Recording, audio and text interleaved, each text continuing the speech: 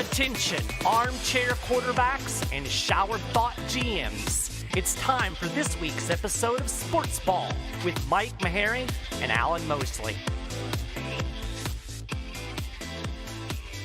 Did you see that Mike Tyson's going to fight Roy Jones Jr.? I did not see that. 54-year-old Mike Tyson, 51-year-old Roy Jones Jr. It's going to be September 12th, 8-round exhibition match. Wow. Yeah. So that's like, imagine me boxing. Right. My hip hurts already. Guys, welcome back to another episode of SportsBall. I think this is episode 67. Because last week was 66, because we've actually made it to 2 weeks in a row, Mike Maharrey. I know. How about that? And I'm joined, as always, by my co-host and TB superfan, TBSFMH. Mike Maharrey, how are you doing? I'm representing, man. I see that. Well, I know you're excited. I'm a little excited. You know, I'll be honest. Baseball, of all of the major sports, is probably one of my least interested in. But I'm excited just that there's going to be sports balls played. Mm-hmm. Yeah. It's exciting. Well, you know, I mean, the NBA is gearing up, and baseball, you know, they had their summer camp games, you know, so it's not, they're not literally the first time taking the field, but I think a lot of people, and rightfully so, have been musing, and we touched on this last week, which is exactly what kind of product do you expect to see compared to what would be like normally mid-season after they've got a lot of hours under the belt in training and in conditioning. I think a lot of people they don't understand how hard these guys work versus some of them work hard in the offseason, but let's be honest, Mike. Some of the guys don't work hard in the offseason and they need that training camp. So what kind of product are we going to see? I think it's going to be rough. I think it is going to be really, and honestly, I think you're going to see a lot of injuries as well. Especially, I'm really concerned about hockey getting geared up here in a week or so, and basically going from, inter squad scrimmage to playoff hockey in the span of a couple of days. It's going to be tough on these guys, and like you said, I mean, for hockey in particular, I mean, these guys, it's not like they were skating during the whole lockout, I mean, there wasn't any ice. So I'm sure they did the best they could to stay in shape, but there's a huge difference in being in shape and being in hockey shape and then being in playoff hockey shape. Now, you're our resident hockey expert, so let me ask you this question.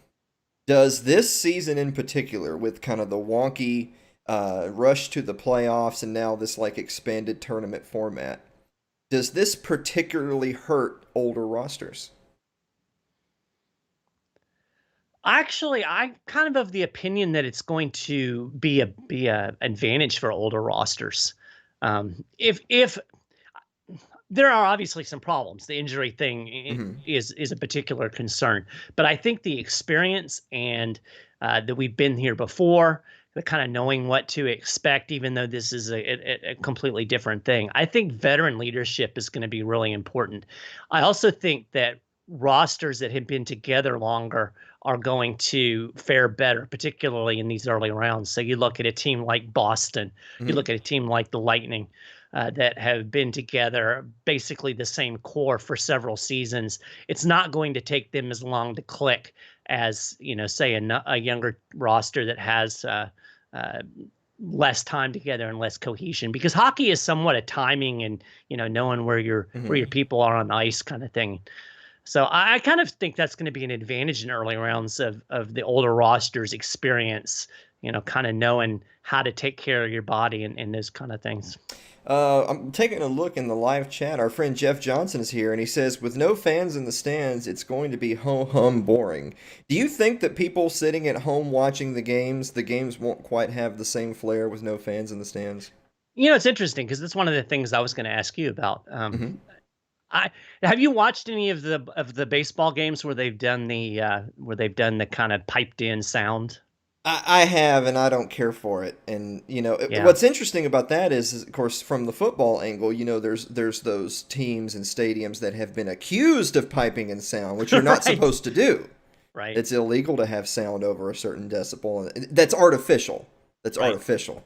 And that, I mean, I guess there's a temporary waiver on that, I suppose, because there's no natural sound in the stands. I don't care for it. But then again, I'm also the type of person that says, and I'll give you a quick analogy. I happen to be on YouTube recently, and there's a YouTube channel for the Olympics, like I probably run by the North American in SOC or whatever. Right. And they were posting old games. Like they had the old Dream, like the 92 Dream Team games. Right. And those games are, there's sound, but there's no booth. It's literally just court volume, crowd, and you watch the game and you watch the replay. There's no play Right. by play. And you know what? Those are the best games I've ever seen. Yeah. Because by and large, so many replay people are just dolts, and I'm tired of Yeah, hearing their exactly. voices. So in some ways, I kind of like it, but I don't like the artificial stuff. Yeah, I haven't heard it, so I can't really make an opinion on that. I think that you're going to have to do something with hockey. There's actually concern. I've heard this voiced in a couple of hockey forums that, uh, on network TV, the language that goes on the ice, Mm, not suitable for television programming. So they're going to have to do something to kind of cover that over. I think visually, some sports are going to fare worse than others. I think you're going to notice it in baseball, because there are a lot of camera angles that show the stands. I mean, the launch of the ball and whatnot. On the other hand, for a team like the Rays, they never have anybody in there anyway, so it would be a whole lot different. Now, Um, I will say this. I don't know if you're a big MMA guy like I am, but the UFC has been having fights for like the last couple of months now. right, They're a sports organization that I really think that it was smart on their part to say, look, everybody is kind of shying away from from venturing into live sports right now out of fear of the pearl clutchers. They right, dove deep into it now, but they weren't selling tickets, which of course is particularly weird for combat sports, right? Boxing and MMA to not sell tickets and be really big about what they made at the gate and all that stuff. right, However, they're for a while there, they're like the only game in town, right? So I right. actually thought that was good on them. Now, with Sure. that said, if you're watching a UFC fight, the cameras are around the octagon, and the only people in the room are the fighters and the crews and the fighters' corners. The amazing thing about it is you got to hear the corners. So you Yeah. hear the corners yelling instructions to the fighters and, move this way. Hey, watch for this. I thought it was amazing. It's like so while the crowd is fun and obviously that is what we want to go back to. I've enjoyed watching fights where you can, like, these guys are grappling and you can hear the corner of, say, the fighter in the red corner saying, "Go for the underhook, watch for Right. the trip." You know, that sort of thing. And I'm like, wow, this is so cool. Like you're getting live instruction as if you're watching an exhibition, but they're going hard because this is a live match. Yeah. Very cool. So so that's the thing that I kind of wonder about. How much is the lack of crowd going to affect the play on the field or the Mhm. ice or the court as it may be? Because there are a lot of, I think particularly football is a big momentum kind of sport, and you Yes. get the crowd into it and people get pumped up and Mhm. it puts a little extra step in your game. Hockey definitely is a crowd driven sport. It's going to Mhm. be really weird watching a hockey game in an empty barn. I don't know. Mhm. So excited that hockey's going to be here that I'm not really too worried about that. But I think it is going to be weird. It's Mhm. definitely going to be a different experience for the fan. Mhm. I think the players. I think maybe one or two games. They'll get over it and they're going for the Stanley Cup. Mhm. So, but I think it'll be different. There's definitely we're in a new world, S- the new normal as they call it. while before we move away from hockey, I want to do a quick little segment of rebranding or branding gone right versus branding gone Oh, wrong. excellent. So we're going to start with what I believe, in my opinion, is branding gone right. And this is live. I have not gotten your opinion of this yet. What Okay, do you think about the Seattle Kraken? I like it. Think so? Yeah, I do. I like it. I I like can it. see the anchor as the shoulder patch and the kinda I Mhm. like the S as the kinda monstery, Yeah, I think yeah, it's pretty cool. I like it. you see the tentacle there, and so I like it, and I like the fact it's unique. I mean, Yeah, like we know what a Kraken is. But it is unique. Like I mean, we were just talking last week of, what they don't like. They don't want to be like if they were the Seattle Wildcats, I'd never watch a game. Right. That's what we don't need. But Seattle Kraken, there's no other teams even remotely like that. I love it. Yeah. I think it's Now, good. this is rebranding gone terribly wrong.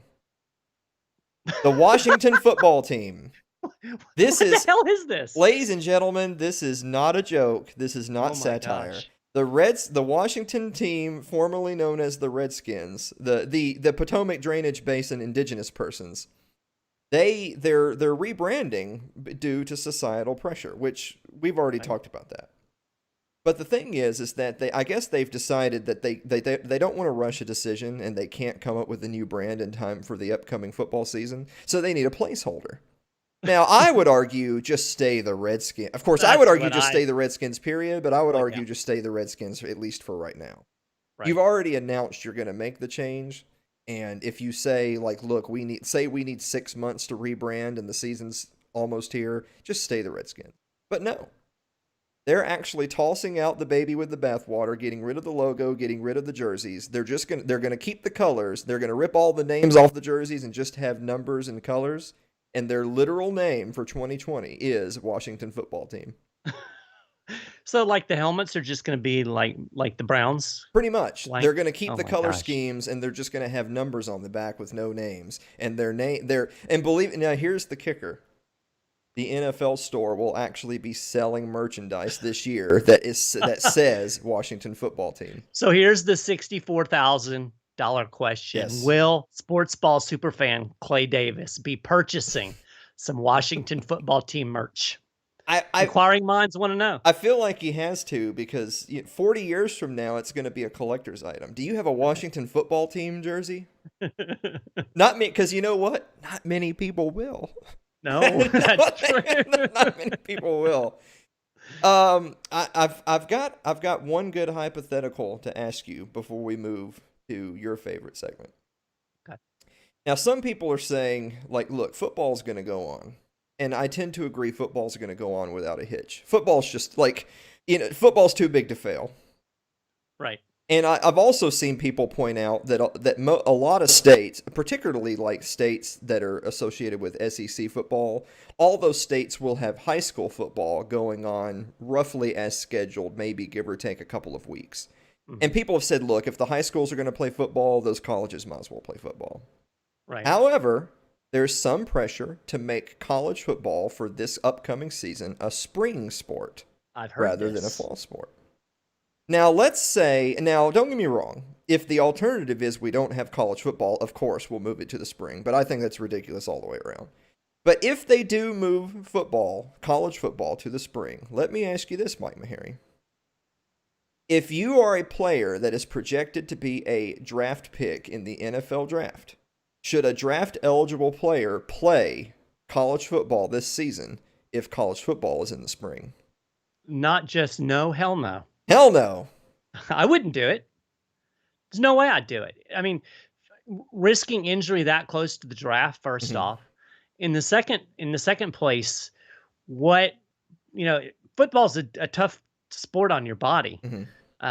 The wear and tear of trying to play spring college football and then turn around and go right into pro training camp, rookie camps. Yeah. No, there's no way I would do it. I would not do it. I mean, you're talking millions of dollars. No. Yeah, I saw this on ESPN. They'd used the example of Trevor Lawrence. Like, look, there's a really high likelihood Trevor Lawrence is going to be first or damn near close to first. Right. If not only would I not play if I'm Trevor Lawrence, I would say that if you're Coach Dabo Swinney, it would be unethical for you to pressure him to play. I think so too. I agree. If you're genuinely looking out for the best interest of those kids that are your players, and granted, keep in mind, Trevor Lawrence, it's not like he's given nothing to the program. They've won a national championship during his time there. They've been to multiple playoffs. Look, it wasn't that long ago Clemson was a whole lot of nothing. Like, let's be fair. Oh yeah, not long ago. It's turned around in a very short period of time under Dabo Swinney, and all credit goes to him for his leadership. But players like Trevor Lawrence balled in, came in, played amazing, and that's why he's going to be a top 10 draft pick at the least. So no, and furthermore, we remember people like Andrew Luck, who he stayed an extra year in college, and people really questioned that. And it Yeah. paid off for him in the short term, in the sense that, I mean, he finished his college season or college career without much of a hitch. He was still a top draft pick, got paid lots of money to play in the NFL. But he didn't have a long stay in the NFL. Nope. And we're talking like star quarterbacks, right? Star quarterbacks get paid lots of money. Most Right. people who play in the NFL play 1 to 3 years. Hmm. And most people who play in the NFL make something close to the NFL minimum wage, which is good money, but that might be good money that you only make for 1 to 3 years. So Right. a guy's going to make a couple $100,000 for 3 years, and then he's going to go back to basket weaving. Hmm. So those guys, no, if there was any chance in the world I would be signed to an NFL roster for training camp, there's no way I would play college football this year.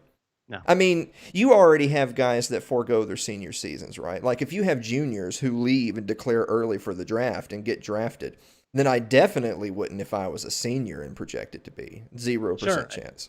I mean, it's no different than the guys that uh, declined to play in the bowl games. Yeah. And that's not even spring. I mean, you're talking New Year for that, and it's just it's not worth it with the money on the table. Yeah. I agree 100%. So since we are in an agreement, we have declared we'll just play football in the fall. How about that? Yeah, just play football. We'll just play football in the fall. I by the way, it was Clay Travis, who is a little bit of a firebrand when it comes to sports pundits, but he was the one that had pointed out, I'm pretty sure every single SEC state, when I say SEC state, I mean a state that has an SEC university located in it. I think every single one of those states are planning to play high school football in the fall. So if the high school kids can play football this fall, I'm pretty sure Now, that I don't know about Kentucky. you don't know about Kentucky? I don't know about Kentucky. I will. Andy Bashir's pretty hardcore uh, COVID lockdown dude. I think he can be, and I think everyone around him that pulls the purses or the strings of the purses will say, "Hey, buddy, we're playing football." Yeah. Although, it's not like high school football is a big whoop-de-doo deal in Kentucky anyway. So there is that. I mean, it might not be, but just in general, I feel like you'll avoid all the arguments of the hypocrisy and shoulda, woulda, Right. couldas if everyone does one thing. Now, if you start messing with basketball, though, then we'll talk. Well, I mean, are they gonna by the time? I mean, who knows what the world's gonna look like by the time the spring gets here? But I mean, Rupp Arena is gonna look awfully weird with only like 1,500 people in it, 6 feet apart. Well, as we'll talk about in my puck to the head, it may just be arena by the time Uh-oh. we get there. All right, fire away, Mike. Oh, puck to the head. So yeah, my mom actually sent me. She texted this to me right before the show. So I'm kind of talking off the top of my head here, but yeah, there's some talk about changing the name of Rupp Arena. Who, for folks who aren't steeped in the tradition of Kentucky basketball, Adolph Rupp was the most beloved University of Kentucky coach. He coached from sometime in the 30s until I think maybe 1972. And he said some racist things. There's no question about that during his tenure, as did most people in the South. And so the reason that this frustrates, we talked about this when we were talking about the Redskins. Once you get on this bandwagon, we're going to change all the names, we're going to change everything. It's never ends. You can never be satisfied.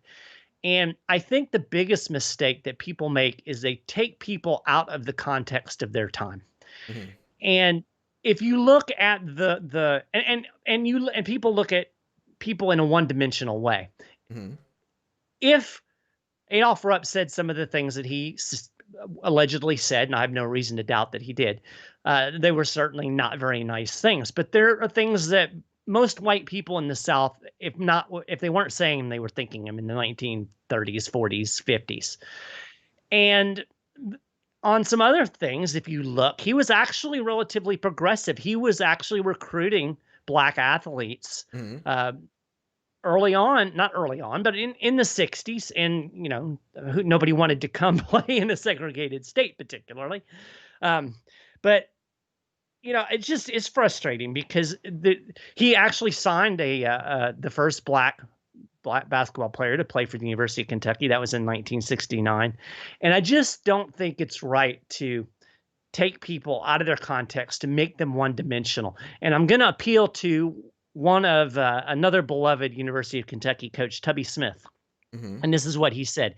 He said, I know there have been a lot of people who thought he was a racist, but I think the times can dictate how people act, where you were brought up, how you were brought up. If he was a racist, he wasn't alone in this country. I'm never going to judge anybody. That was a long, long time ago. You learn from the past and you go on. I think we need to learn a little bit more going on in this country, and I think it would be dumb to call Rupp Arena for a season. So that's my say. Puck to the head to the people who want to change the name of Rupp Arena. Kentucky Basketball Arena. Yes, exactly. You got to be a little on the nose with these sports fans, Mike. That's true. That's true. Speaking of being a little on the nose, it's time for the LP Team of the Week. Oh, excellent. How do we have an LP Team of the Week when there's no week? I'll tell you how.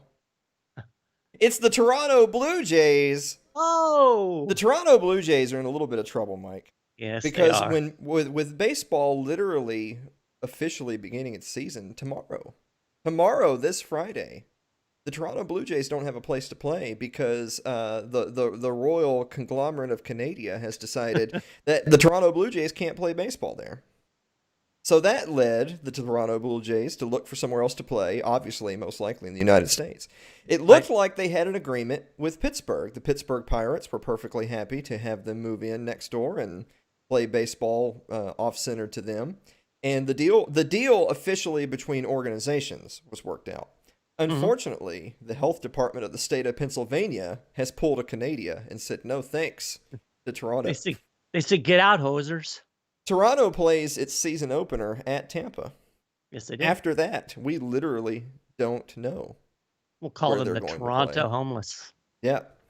So, I mean, at this point, it seems that if they don't have a better option, apparently they're going to play baseball. So if they don't have a better option, they're just going to have to play every game on the road at whatever team they would have been playing at home.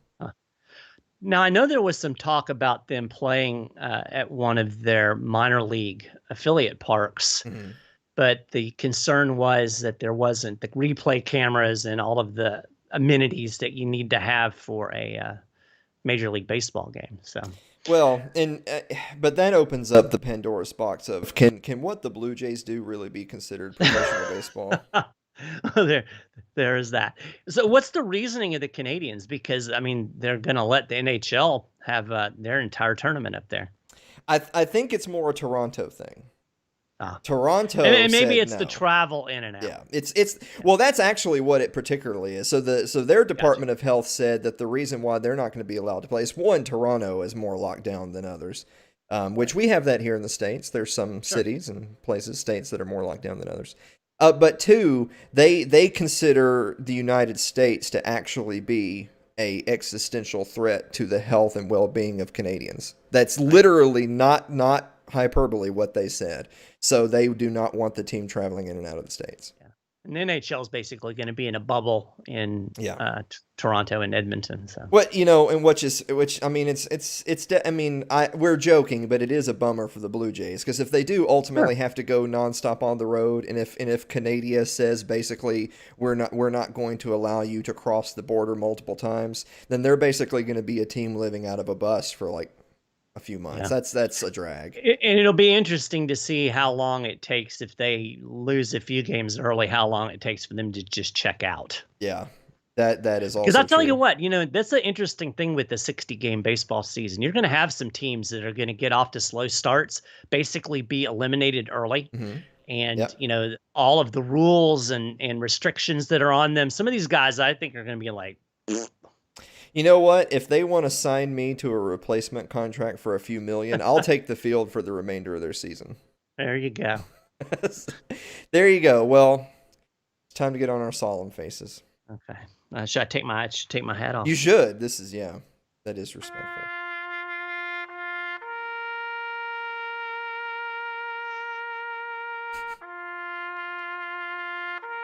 It's time for In Memoriam, where we remember a player, a team, a coach, whoever, whose sporting life was cut tragically short. Andrew Avery's here just in time for In Memoriam. Mike, who are you remembering this week? Well, since we don't have a lot going on, I'm leeching into the world of Major League Baseball for this week's In Memoriam. We're going to remember Colin Poche, 26-year-old left-handed reliever for the Tampa Bay Rays, whose season ended before it even began. Poche's going to have Tommy John surgery, so that means he's probably going to be out part of next year too, because that's not a quick recovery there. He was actually a rookie last year, very promising. Went 5-5, had 2 saves, 72 strikeouts, and 51 and 2/3 innings work. This year he'll get no work at all, which is kind of a bummer for the Rays because he was one of their left-handed bullpen arms, and I think that would have come in handy for this season. But unfortunately, it's not to be. I'll tell you who I'm remembering this week. I'm remembering Woody Johnson, the New York Jets owner, and apparently Donald Trump's ambassador to the United Kingdom, which I actually didn't know that until very recently. Turns out he may have said some racist things. And not only did he say some racist and sexist things, he said them out loud, proudly, in front of lots of other people and other diplomats.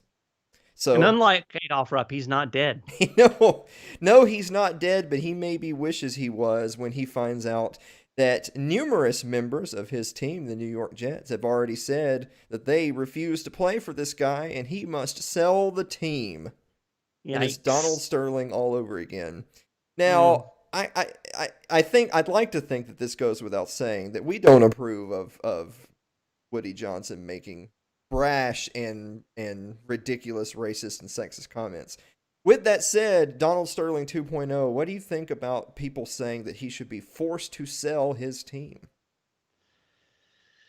That's a slippery slope right there. But that's the world that we live in the world of cancel culture. So I'll tell you, kids, don't drink and talk racist. Don't talk racist. But if you're gonna talk racist, go ahead and have a few drinks. Yeah, maybe that's the wisdom. I don't know. I don't think there's any wisdom. I feel like we're gonna get in trouble now somehow. Yeah, somehow this is we're on like the edge of the cliff. It's like the Sooner Schooner. Andrew Avery says, I'm late. You probably already did this, but how about the Washington #MeToo? No, actually, they should have named that. They're actually going to go by Washington Football Team this year, Andrew. They're the Washington Football Team for the 2020 season. No, I am not joking. Go look it up. With that said, we're running a little bit short on time, but there's a video that I wanted to play to end the show with. Now, I'm sure you'll gag at this because it's Dallas Cowboys related, which, I mean... as long as it's not Patriots related, I'm all right. Oh, good. No, the Patriots are donezo. The Patriots are donezo. Sorry, Andrew Avery. But Jason Witten is going to be heading back into retirement after his brief foray back onto the field. I don't think he's heading back to the booth, by the way, which I think most people are happy to hear. I don't think he's getting his job back in the booth, but he is heading back into retirement. This is a video that came out from his original retirement that is mostly narrated by Jason Garrett, who, of course, now is the OC of the New York Giants. Funny how that works. Right. But this is a video that I wanted to play for everybody that not only sums up a great player and the difference between a great player and just a good athlete who makes it to the NFL, but also talks a little bit about how much goes into competitive team sports other than just run fast and hit hard. So with that said, here we go. In 2015 in training camp, we asked some of our veteran players, our best players, our leaders, to make presentations to the team at our night meetings. And so Whit went first, and we talked about it. He said, hey, I want to talk about Y option. This is his play, signature play. He's got over 1,100 catches. Probably half of them are on Y option. For those of you guys who are here, who are in the room, you remember what I'm talking about. It was simply the greatest presentation I've ever seen in football. He talked about his stance, where his weight is, where his hand is, how he releases versus defender, inside or outside based on his alignment. He talked about the number of steps he takes, if the guy's inside leverage or outside leverage, how he runs the routes. He talked about his eyes, his shoulders, his hips, his feet, the angle he's taking coming out, what he's doing with the ball after he catches it. It was just like nothing I'd ever seen. He finishes the presentation with a clip. It was a clip of one play from the previous season. Romo over the middle. He's got Witten. Witten down inside the 25. We played Detroit in the playoff game at our stadium, and the situation was 4th and 6 with just over 6 minutes to go in the game. We were down by 3. We're on the plus 42-yard line. This is the play of the game. We called Y option. Detroit plays 2-man. 2-man means they're going to rush 4, have 2 deep safeties, and all the cover guys can play underneath their man because they got help. If you look back on it, Y option is probably not a great call versus 2-man. If you run Y option 100 times versus this look, 95 times the option is to break out.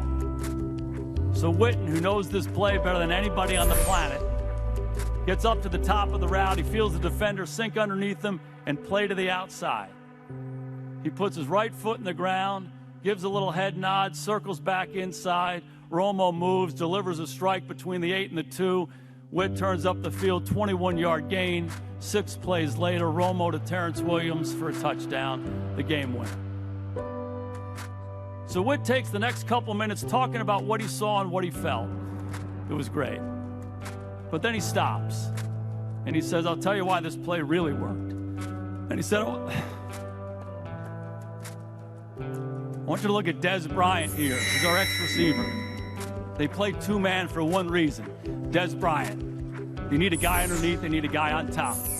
Dez Bryant's one of the best receivers in the National Football League. He deserves that attention. Then he talked about the offensive line, Tyron Smith and his set, and how he used his hands and where his eyes were, and how he punched and scratched and clawed and fought. He talked about Ron Leary, our left guard, Travis Frederick, Zach Martin working inside, working together, passing things off, scratching, clawing, fight until the end of the down. Talked about Jeremy Parnell, our right tackle, his set, and how he was battling to somehow keep the rusher away from Romo. He talked about Cole Beasley and Terrence Williams taking outside releases, turning the defender's eyes away from him and running the safety off so he'd be isolated. He talked about DeMarco Murray, his protection assignment, running a swing, get that linebacker out of there so I can break inside. Then he talked about Romo, the greatness of Romo, his toughness, mental toughness, physical toughness, his instincts, his awareness to kind of hang in there with him. It all came alive on 4th and 6. Romo slid, threw it between the 8 and the 2, and he went. So it struck me that this play, his signature play, where he made it at the critical moment, he didn't make it about him. He did what he always does. He makes it about everybody else. He made it about the team. So there you go. That's pretty cool. That is really cool. So not only is that really cool about Jason Witten, but you see all the moving parts and everything that goes into that's just one play. Yeah. Now learn 100 of those and get ready for Sunday. Right. Yeah. And it's true of other sports as well. Yep. I mean, you know, you see a guy put a puck in a net. There's so much that goes on with the other guys on the ice that most people never notice. Yeah. So with that, good stuff. So you got a final thought? I do have a final thought. I'm going to make my baseball prediction. Okay. I'm going to go with some of the people there. There's actually some buzz about this. Okay. Tampa Bay Rays, World Series champs. World Series champs. Mark it down here. Too much to the chagrin of Tommy John. Yes. My final thought's going to be a question to you that I think we missed this last week, but I'm going to give it to you this week. Okay. If you had to pick a replacement this season for your football team at quarterback, who would you rather have? Cam Newton or Jameis Winston? Ooh. This is kind of an awkward one for you because you're a Tampa Bay fan. Yeah, right. For other people, it might be a little different. Wow. I think I'm going to take a broken down Cam Newton Broken down Cam Newton over over a functioning Jameis Winston. And I'll tell you why. Mhm. I think Winston probably can win you more games with the talent and the athleticism that he has left. But I think he's going to lose you just as many games because he can't figure out who to throw the ball to.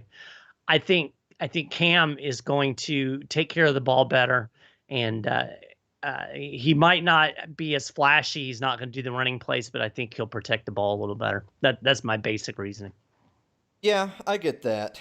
I mean, if you had to go with one and you were going to have him for like a 3 to 5 year contract, I think you'd go with Jameis because Cam Newton might be out of the league in 3 to 5 years. Yeah, Jameis has a lot more in the tank physically, for sure. Yeah. And the guy's got a lot of upside, but I mean, I've just spent the last how many years watching the dude throw the ball to the other team. So I'm a little jaded on Winston.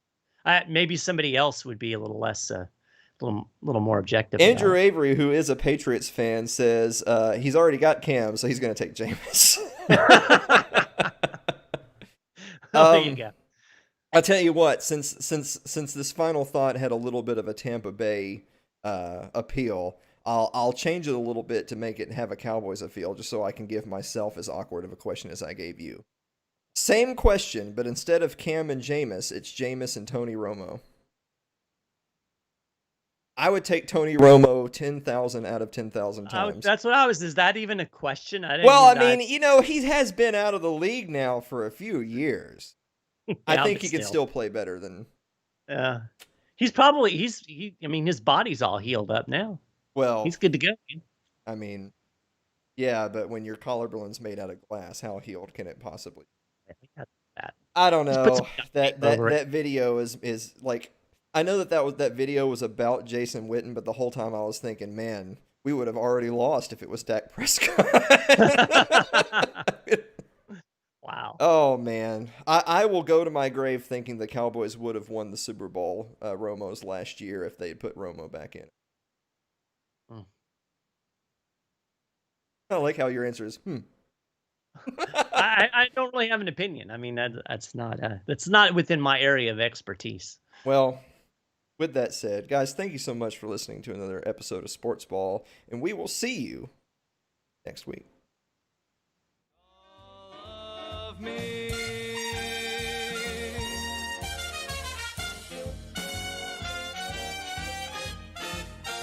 You have been listening to SportsBall with Mike Maharrey and Alan Mosley. You can follow us on Facebook and leave comments, suggestions. Just go to @SportsBall Podcast. That's @SportsBall Podcast on Facebook. Thanks for listening, and we'll talk to you again next time.